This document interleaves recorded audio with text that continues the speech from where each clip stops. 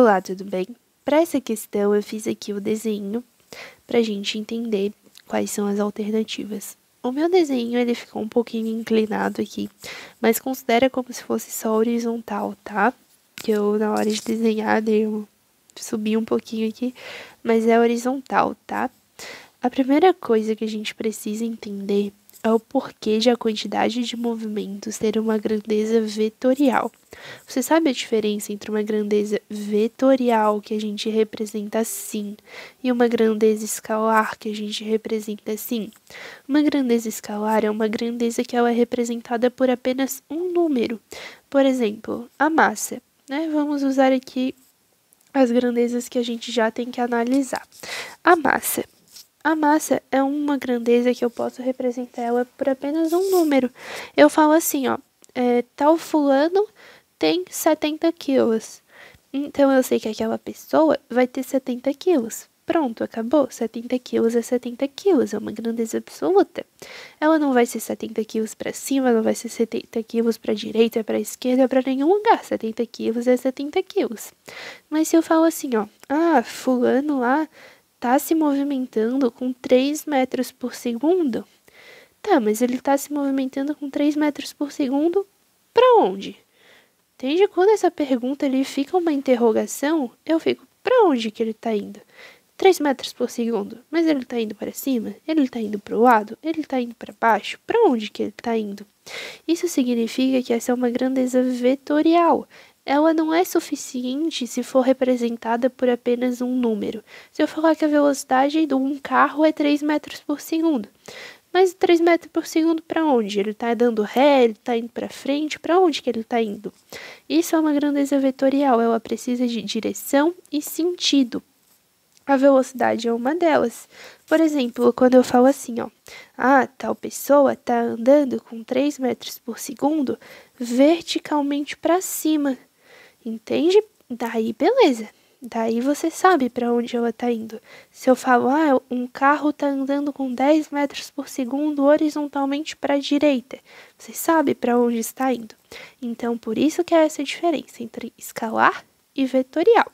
A quantidade de movimento é o quanto um corpo está se movendo. Se eu quero saber o quanto um corpo está se movendo, eu quero saber para onde esse corpo está se movendo. Por isso que essa é uma grandeza vetorial.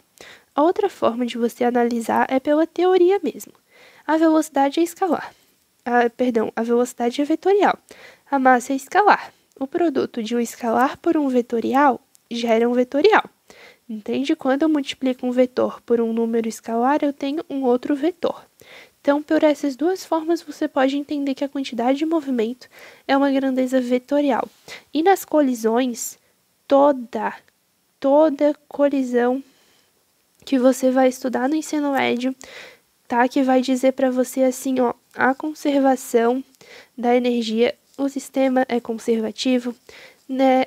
Não há forças dissipativas, desconsidere a atuação de forças dissipativas, por mais que não aconteça a conservação da energia cinética, porque essa vai acontecer apenas na colisão elástica, tudo bem?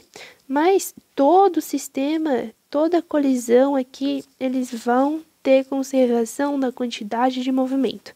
A quantidade de movimento aqui, ela sempre se conserva, tudo bem? Então, a quantidade de movimento vetor. Não basta eu ter aqui para você o valor, mais um ser para a direita e o outro para a esquerda, tá? Não basta isso, tem que ser na mesma direção, no mesmo sentido e de mesmo valor, tá bem?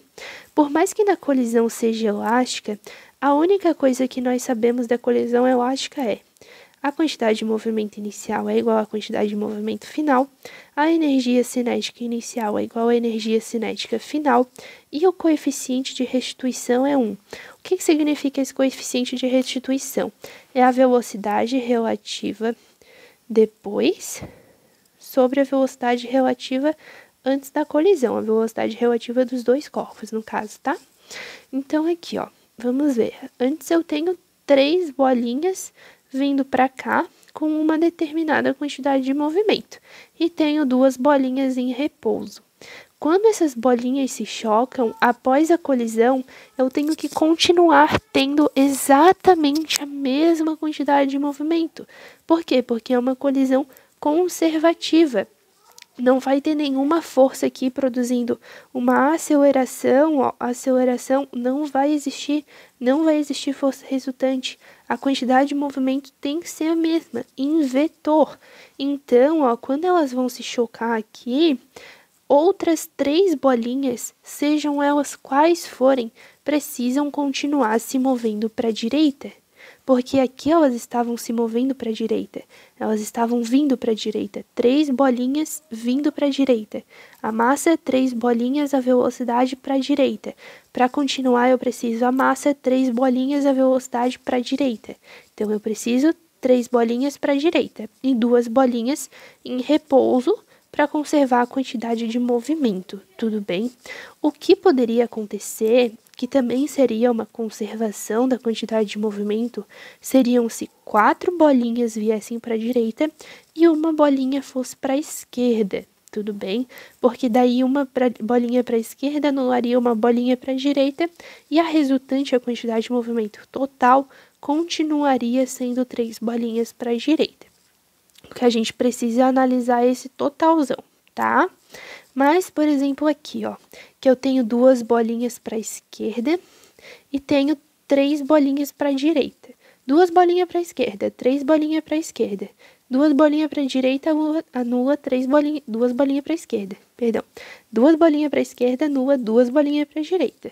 Sobra só uma bolinha para a direita. Mas a quantidade de movimento inicial que eu tinha era de 3 bolinhas, não era de uma bolinha. Por isso que essa daqui não pode. O fato de ser uma colisão elástica não significa que após a colisão todas elas terão movimento, tá bom? Pode muito bem acontecer de uma bolinha vir se chocar, a outra sair aqui se movendo e essa daqui ficar parada, tá? Com velocidade 0 metros por segundo. Pode perfeitamente acontecer isso. Não existe uma regra de que a colisão elástica, todos os corpos vão se mover após a colisão, tá bom? Então, o que você precisa prestar atenção? É a conservação dessa quantidade de movimento. Você precisa achar a alternativa, né? Que no caso essa daqui é a certa, para ser, ó, 3 bolinhas para a direita. O que você precisa achar é uma resultante de 3 bolinhas para a direita. Sempre que você vê uma questão de colisão, analisa o vetor e vê para onde está o vetor inicial. E daí você vai lá nas opções e vê a única opção que resta para você um vetor igual ao inicial. Mas esse vetor tem que ser igual em massa, em velocidade, em direção, em sentido, tá bom? Tudo igualzinho. Então, por isso que esse aqui não dá, porque esse aqui teria uma bolinha para a direita, seria 3 vezes menor. Isso com a velocidade, né?